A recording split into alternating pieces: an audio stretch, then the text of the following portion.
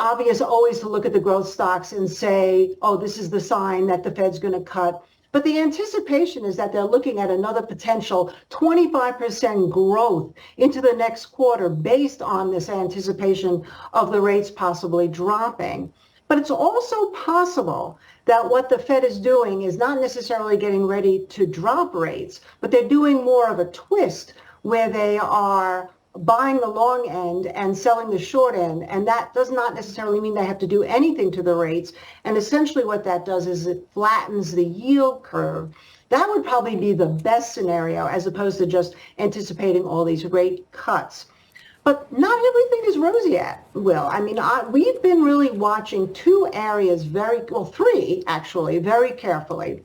One would be transportation, which has not participated at all in this rally. In fact, if anything, it's really just been sitting going sideways under key moving averages while everything else has been rallying. Retail went up with the meme stocks, but came off a lot today. And the regional bank sector, which looked like it was going to get going, which would be a good reaction to anticipation of lower yields, actually is kind of flat.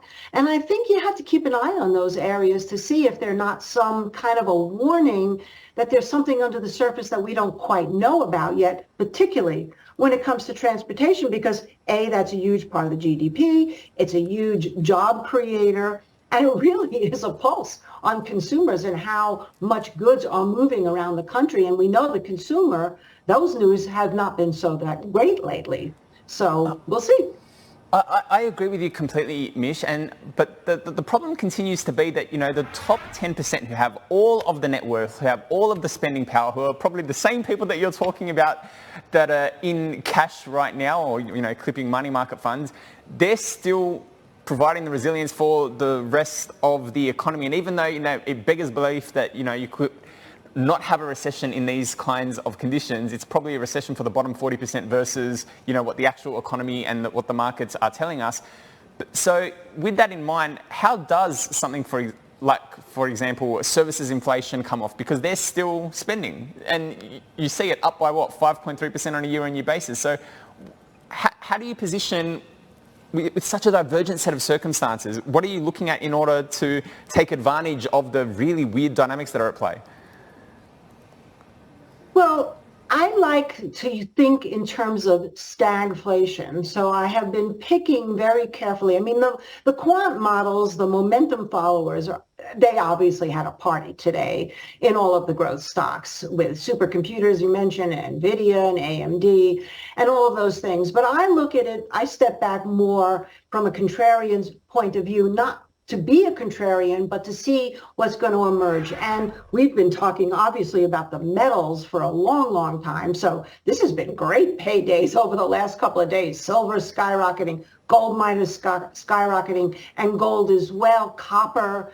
And so when you look at all these commodities, you have to say that the inflation part maybe hasn't even really gotten started.